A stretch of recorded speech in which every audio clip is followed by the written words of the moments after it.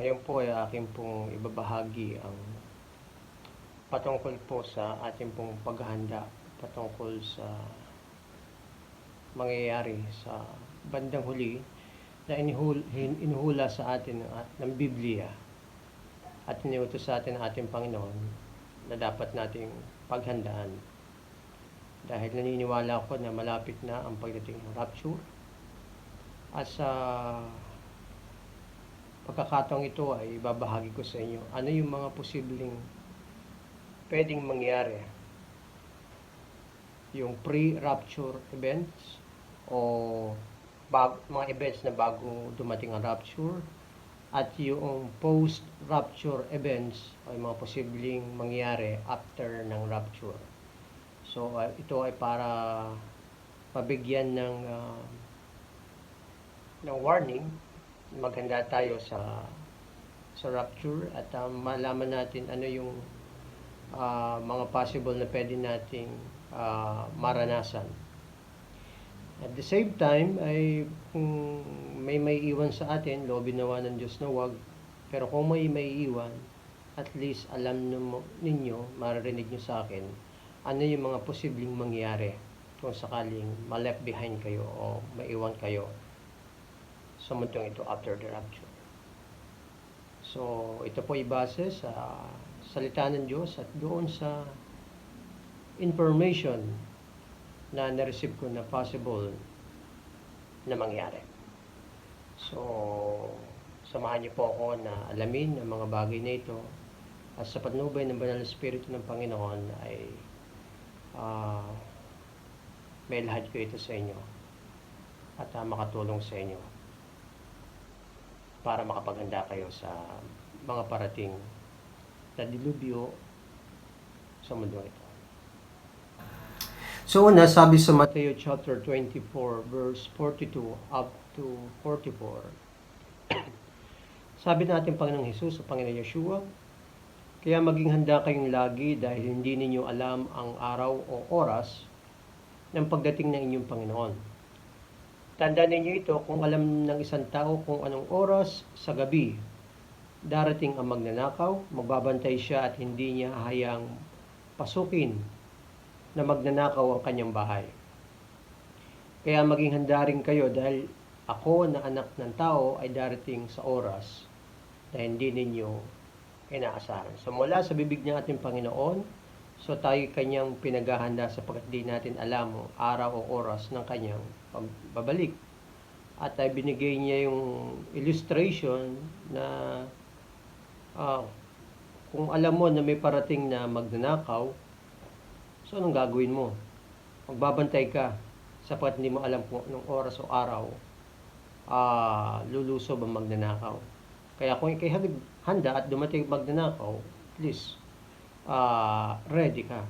At ito'y it is a figure of speech na binigay sa atin ng Panginoon to help us or to encourage us na maging mapagbantay at all times. Bakit kailangan natin maging mapagbantay? Una, dahil hindi natin alam kung kailan, kung anong araw o oras darating ating Panginoon. Dahil wala ngang espesipikong palatandaan ang rapture. Although, may mga precursor events na binanggit sa Matthew chapter 24 like earthquakes, hunger, and rumors of wars. Yan. Unlike the second coming, ay meron talagang espesipiko na inaantay bago dumating ang second coming. So, yun ang una, dahil hindi natin alam kung kailan o anong araw o oras darating ating Panginoon. Secondly, dahil may masamang plano si Satanas at ang kanyang mga alagad, o mga tinatawag nating elite. So, these people are the ones who control this world financially. So, alamitan ng mga presidente ng mga bawat states o bawat bansa is only a puppet to may promote yung kanilang evil agenda sa mundong ito. And ulitin ko, this is the possible scenario na pwedeng mangyari sa mundong ito. I want all of you to be prepared Tandaan natin yung maganap ang pandemic noong 2019, na-surprise tayo because nobody knows that it will come, yung virus na yan. So, maraming na surpresa at nahirapan tayo because we are not prepared. So, I hope maging lesson na sa atin to. Our world is not getting better. It's getting worse. Okay? So, we need to be prepared at all times. Expect natin yung mga unexpected events. Expect the unexpected. Alright? So, I will give you list of the possible scenario. So, una muna tayo sa pre-rapture events o mga pangyayari na bago dumating ang rapture. So, number one is the possibility of a new pandemic. So, magkakaroon na naman ng lockdowns. Okay? This year, 2025, possibly. May mga nababalita tayo mga virus, chikungunya. But I want you to be critical. Hindi lahat ng, hindi kung ano yung ipinapakain sa'yo ay kakainin mo. Make sure na yung pinapakain sa'yo ay walang lason.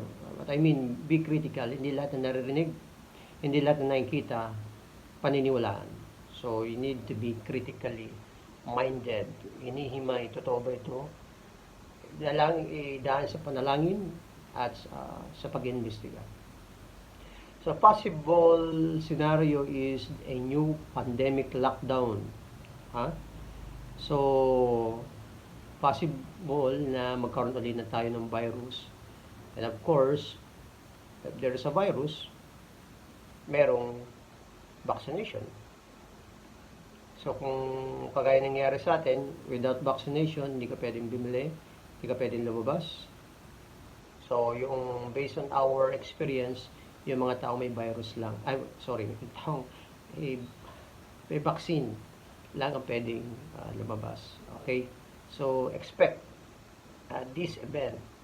So, possibly magkaroon na naman ng mandatory vaccination. Okay?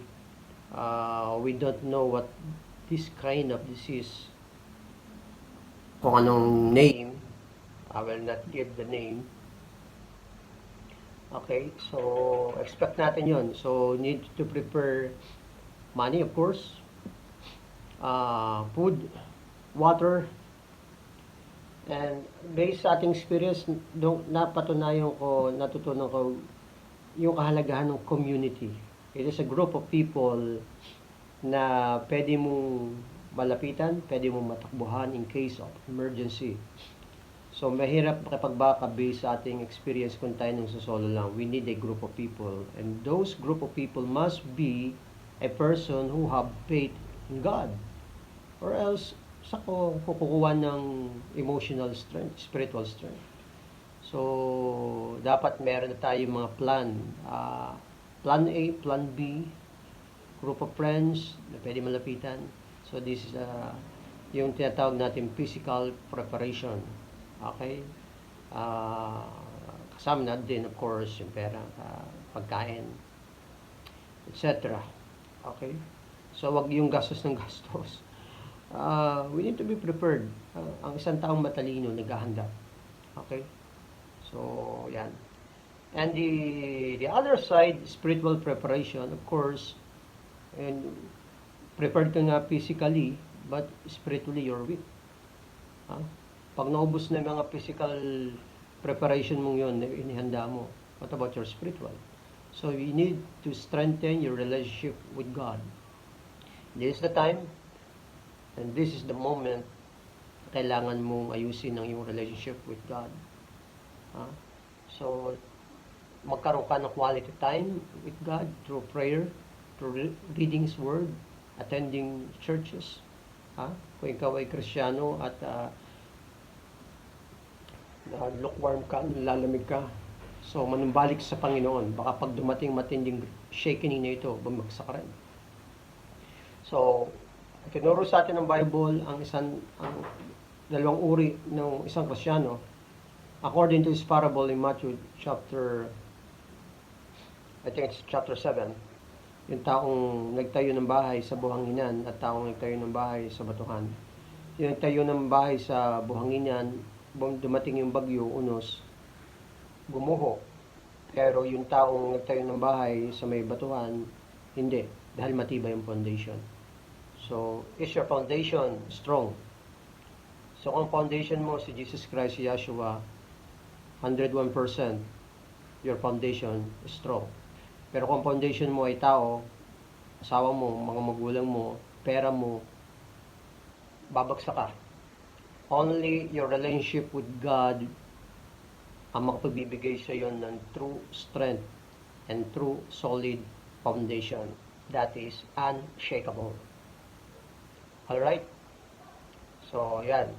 So, expect a new pandemic and lockdown na mangyayari sa mundong ito.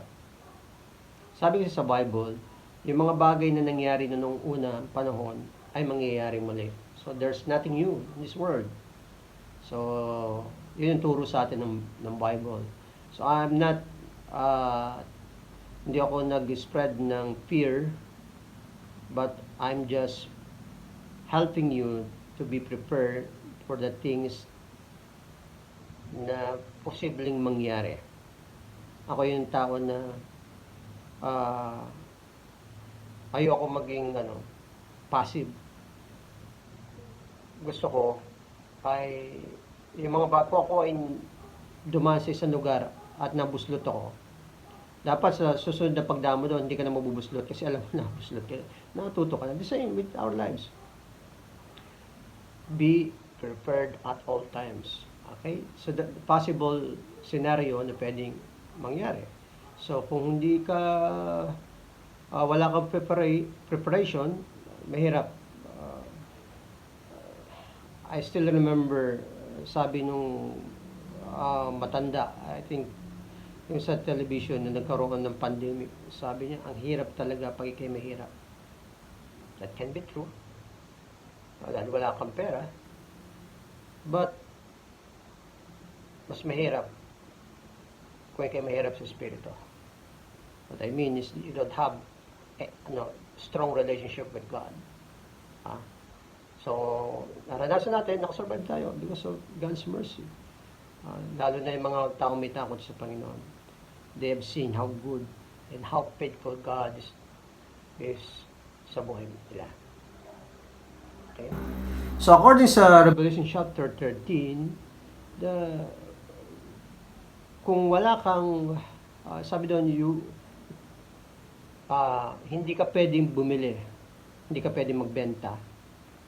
So, sinabi ng Bible yon. I'm not making these things, expect natin yon. So, darating panahon, hindi ka pwedeng bumili, hindi ka pwedeng magbenta, at pwedeng mawala ka ng trabaho. Kita yan. Huwag kang matakot na mawala ng trabaho because of obeying the Lord. Kaysa nga nanatili sa iyo yung work mo, pero ang kabaligtaran naman ito ay soul mo. So, itinuturo sa atin ng Bible yun. Time is coming na kung saan hindi ka pwedeng bumili without this mark of the beast. So, ito'y darating. And you need to be prepared for this. Okay? So, posible nung yun, kung wala kang identification na ito, na ikay may mark, so hindi ka pwede bumili. Kahit may pera ka, it's useless. At kapag wala ka na rin ito, ay possible, mawalan ka na ng trabaho. Pero sabi sa Bible, once na you take this mark, I'm not saying mark of the beast is coming, itong possible scenario. But it can be. Okay? Ang mahalaga, naghahanda ka. Ang problema sa ibang tao, madami na nagsasabi niyan, wala ko nakikitang mali doon sa mga taong nagsasabing malapit ang dumating Panginoon. Gusto ko yon. Hindi man siya matuloy, okay lang yun. At least, naging handa tayo. Kaysa yung wala nang bibigay sa atin ng paalala at bigla dumating. So, kawawa tayo. So, dapat natin, wag natin i-condemn yung mga tao na yon na nagbibigay ng warning sa atin kahit hindi nangyari. At least, na-lead tayo na maging handa. The same din sa panahon natin ngayon. Okay, so, the time is coming na gano'n, hindi ka pwedeng bumili without this kind of identification.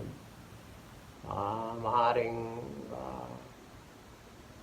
may nagsasabi sa yung mark of the beast, microchips in the hand, dito. Ayan. At sa ulo, sabi sa Revelation chapter 13, we don't know exactly what this kind of mark is, but one thing is for sure, without this, you cannot buy. Okay?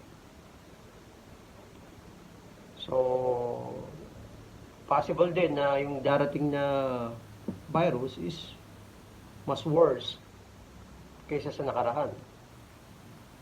Posible yun, dapat expect natin yun. Kasi sa nangyayaring global warming, ang mundo natin kung titingnan mo, pasama, hindi pabuti. Okay? Another so this is a pre-rapture event possibility. Okay? So magkakaroon ng lockdowns and ayun. And possible is earthquakes. Okay? So, sabi kasi ng Panginoon sa kanyang salita, may magkakaroon ng shaking. He said this in the book of Matthew. It is written in the book of Hebrews.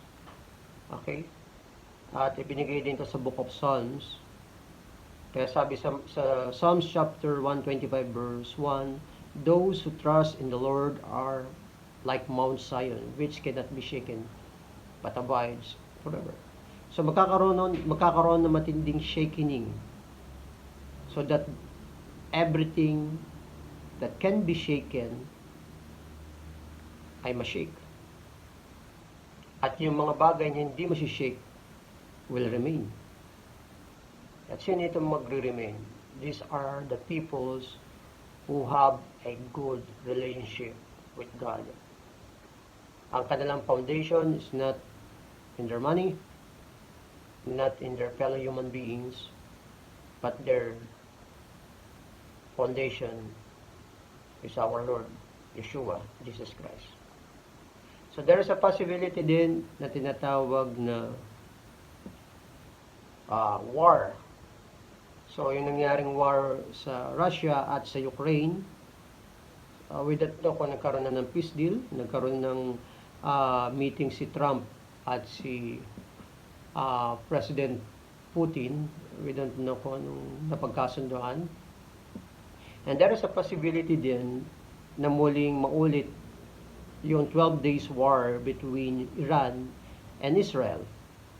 Nakita natin yung nangyari. Possible ba mangyari ulit? Yes, of course. Nasa scriptures yan, nasa Bible. Possible ba na magkaroon ng nuclear war between them? Yes, possible.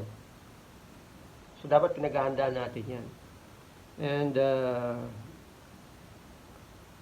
meron akong napanood sa YouTube, sabi niya, na bago daw dumating yung rapture, according to him, the Lord gave him a vision na ang Israel at ang Iran ay muling maglalaban, and the Israelites will nuke Iran, sabi niya. But before the Israelites nuke Iran, rapture will take place. So, yun yung vision na binigay sa kanya ng Panginoon. Na bago daw tirahin ng missiles na may nuclear warhead ang Iran, mag-take place muna ang rapture. And according to him, ito ay false flag para mailid daw ang tao doon sa one world government. or New World Order to be headed by the Antichrist, according to the scriptures. So according to the scriptures, merong mangyayaring false peace. Okay? Sabi sa 1 Thessalonians, when they say peace and security, then sudden destruction will come. So, magkakaroon na ng universal peace, and then, pag sinabi ng tao, oh, may kapayapaan, may security, then sabi sa Bible, then, mangyayari ang destruction. So, walang iba makapagbibigay ng tunay na kapayapaan, kundi ang ating Panginoong Yeshua. So, abangan natin ang mga event na ito. So, kaya dapat lagi tayong mag-ready. So, this is the time and this is the moment, laging maging mapagbantay, manood ng mga balita, makinig sa mga mensahe ng mga lingkod ng Panginoon, maging mapagmatsyag, maging mapanuri, at huwag lang yung sariling agenda natin ang ating iniisip. Tandaan natin, the world will come to an end, to its end. Okay? So, ito yung design ng Panginoon. Kaya dapat tayong mga mananampalataya na alam ang katotohanan ito. Hindi tayo natutulog kagaya ng iba, kundi tayo ay nagbabantay, nananalangin, upang sa ganun kung dumating man ang mga ganitong pangyayari, hindi tayo mabibigla dahil tayo ay ready. So, ito lang muna. At sa mga susunod ay bibigay ko pa yung mga karagdagang impormasyon na aking nalaman na natuklasan. So, kapayapaan ang sa inyong nawong lahat. Sa pangalan ni Jesus Yeshua.